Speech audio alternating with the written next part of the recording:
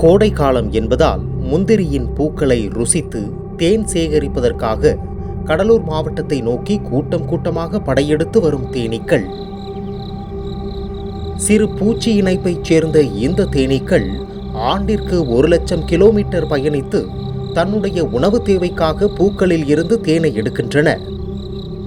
அந்த வகையில் கடலூர் மாவட்டம் விருத்தாச்சலம் பகுதியில் தற்போது முந்திரி சீசன் சாகுபடி அதிகம் உள்ளதால் பூக்களில் இருந்து தேனை எடுக்க கடலூர் மாவட்டத்தை மையம் கொண்ட தேனீக்கள் பூக்களில் இருந்து தேனை எடுக்கும் நேரத்தில் அவற்றின் காலில் ஒற்றிக்கொள்ளும் மகரந்தம் வெவ்வேறு பூக்களில் மாறி மாறி அமரும் பொழுது பரவுவதால் மகரந்த சேர்க்கை நடக்கிறது. இதனால் விவசாயத்தின் விளைச்சலும் அதிகரிக்கிறது.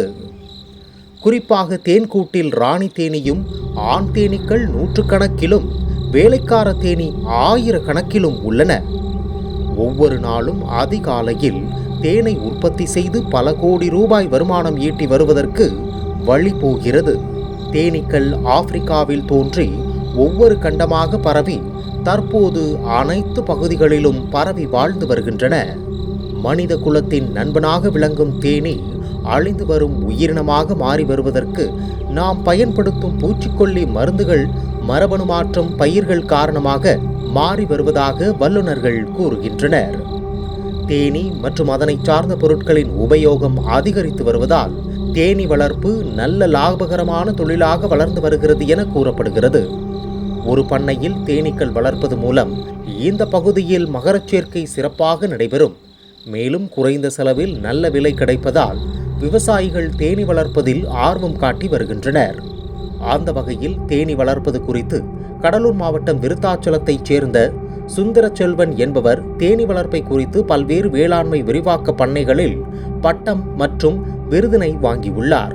மேலும் இவர் கடந்த 10 ஆண்டுகளுக்கு மேலாக தேனீ வளர்ப்பில் ஆர்வம் கொண்ட அவர் தேனீக்களின் நண்பனாக உருவெடுத்து அவர் தேனீக்களின் குடும்பத்துடன் ஒருவராகவே வாழ்ந்து தேனீக்களை வளர்த்தும் தேன் சேகரிப்பிலும் ஈடுபட்டு வருகிறார். இவர் அவரது முந்திரி நிலத்தில் மட்டுமல்லாமல் சுற்றியுள்ள பல்வேறு கிராமங்களுக்கு சென்று அங்கு தேனீக்களை வளர்த்து வருகிறார். தேனின் மருத்துவ குணங்கள் மற்றும் சுவை அனைவருக்கும் தெரிந்ததாகும். இந்த வகையில் வேளாண்மை படிக்கும் கல்லூரி மாணவர்களுக்கும் தேனீக்களை பற்றி சந்தேகம் எழும்பி வரும் வல்லுநர்களுக்கும் இவர் ஒரு சிறந்த விளக்கமும் அளித்து வருகிறார். மேலும் கோடை காலம் என்பதால் முந்திரியில் பூ பூக்கும் காலநிலை என்பதால் தேனீ சேகரிப்பில் மும்முரம் காட்டி வருகிறார்.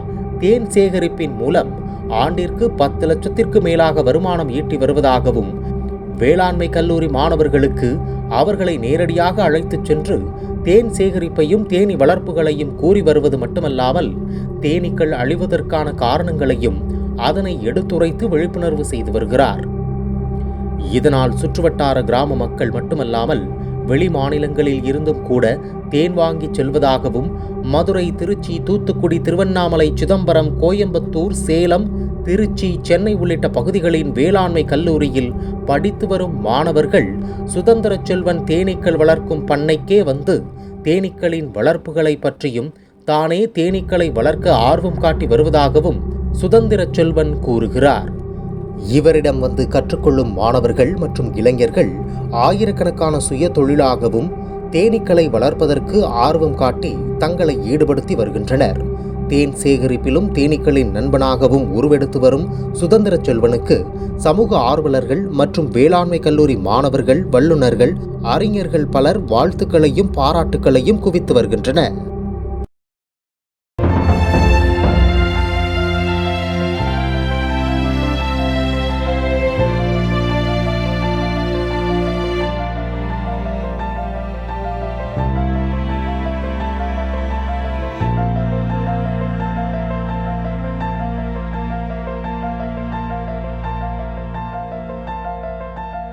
குணமாக இருக்கிறது வந்து நிறைய பிளான்ட்டில் மெடிசன் பிளான்ட், இந்த மருத்துவ குணங்களுடைய பிளான்ட் நிறைய மரங்கொடிகள் இருக்குது. இங்கே விருதாச்சல வட்டாரத்தில் முந்திரி தோட்டங்கள் அதிகமாக இருக்கனால இந்த வட்டாரத்தில் தேன்பெட்டியில் வச்சு தேன் எடுக்கிறது எங்களோட குறிக்கோளாக, எங்களோட ஒரு தொழில்நுட்பமாகவும் இருக்குது, ஒரு சோசியல் சர்வீஸாகவும் இருக்குது. இதில் என்ன சோசியல் சர்வீஸ் அப்படின்னா, மரங்கள் எல்லாமே பூக்குது அப்படின்னா காய்கறிகள் கனிகள் அதிகமாக வரணும் தான் விவசாயிகள் வேண்டுவாங்க. புரியுதா? மகசூல் கம்மியாக வரது யாரும் வேண்ட மாட்டாங்க. எனக்கு அது அவங்களோட ஆசை இருக்குன்னா மகசூல் அதிகமாக வரது தான் வேண்டுவாங்க. அப்படி இருக்கிறனால மக்களிடையே விவசாயிகள் வந்து தேன் பெட்டிகளை வச்சு தேன் இந்த மலை தேனீகளை வந்து ஃபயர் பண்ணி நெருப்பு வச்சு அழிக்கணும்னு சொல்லுவாங்க. அதுக்கு என்ன காரணம் அப்படின்னா அந்த முந்திரி பழத்தை அவங்களால எடுக்க முடியாது, கலெக்ட் பண்ண முடியாது. அப்போ முந்திரி கொட்டை அந்த எடுக்க முடியாதனால எதனால தேனீக்கள் அச்சுறுத்தும், எங்கேயாவது கொட்டிடுவோம். அப்போ அந்த தேனீக்களை வந்து ஏதாவது ஃபயர் பண்ண சொல்லுவாங்க. ஒரு சில உரச்சரிக்கை வந்து தேனீக்கள் மூலமாக நம்ம லாபகரமாக மகசூல் ஈட்டும். அப்போது வந்து நீங்கள் இந்த மாதிரி பூக்களில் மருந்து அடித்து காய்கறிகள் அணிகள் வரதை விட இயற்கை முறையில் ஆர்கானிக் ஃபார்மிங்கில் பார்த்தோம்னா தேனீக்கள் மூலம் மகரச்செடி நடந்து கனிகள் அந்த முந்திரி கொட்டை பழங்கள் அதிகமாகும், உங்களுக்கு மகசூல் அதிகரிக்கும். அதனால் அந்த ஒரு மரத்தில் இருக்க தேனை கூட விட்டு விடுங்க, அதை அழிக்காதீங்க அப்படின்னு சொல்லி நான் அதை ஆலோசனை கொடுத்து இந்த மாதிரிலாம் இங்கே பண்ணிகிட்டு இருக்கேன். தேனீக்கள் இருக்கனால இந்த கொசு தேனின்றது வளர்க்க முடியும். மூணாவதாக இருக்கிறது, ரெண்டாவது இந்தியன் ஹனிபின்றது அடுக்கு தேனியும் வளர்க்க முடியும். மற்ற 2 தேனீகளை வளர்க்க முடியாது. ஓகேங்களா சார்? ஒரு டவுட் சார், இப்போ 4 வகை தேனி சொன்னீங்க, அதில் இந்தியன் பீயோ இட்டாலியன் பீயோ வளர்க்க முடியும், அது ஏன் சார் அதை மட்டும் வளர்க்க முடியும்? டேமர் பீயும் வளர்க்க முடியும். கொசு தேனி வந்து இட்டாலியும் வளர்க்கலாம். நம்ம இந்தியாவில் இருக்கிறது 4 வகையான தேனீக்கள் தான். அது டேமர் பீன்னு சொல்கிறது, லிட்டில் பீன்றது, மூணாவது இந்தியன் ஹனி பீன்றது, ராக் பீன்றது. இட்டாலின்றது இத்தாலியில் அவங்க நமக்கு இடம்பெயர்ந்து கொண்டு வந்து பஞ்சாபில் வச்சு ஒரு ஆராய்ச்சி பண்ணி அதுக்கப்புறம் நம்ம கொண்டு வந்து. ஆனால் நம்ம நாட்டில் இயற்கையாக வாழ்ந்துட்டு இருக்க தேனீக்கள் கிடையாது. இயற்கையாக வாழ்ந்துட்டு இருக்கிறது கொசு தேனி, கொம்பு தேனி, மலை தேனி, அடுக்கு தேனி. இது 4 தான் இயற்கையாக வாழ்ந்துட்டு இருக்கு. இதில் 2 தேனீக்கள் மட்டும் தான் வளர்க்க முடியும். அது இந்தியன் ஹனிபின்றது, கொசு தேனின்றது. அந்த தேனீக்கள் மட்டும் ஏன் வளர்க்க முடியும் அப்படின்னா அதோட குணாச்சாரத்தில் மறைஞ்சவன தன்மையுடைய தேனீக்களாக இருந்தால் வளர்க்கலாம். இப்போ கொசு தேனின்றது இயற்கை முறையில் மறைஞ்சவன தன்மையுடைய தேனீக்கள். ஓகேவா?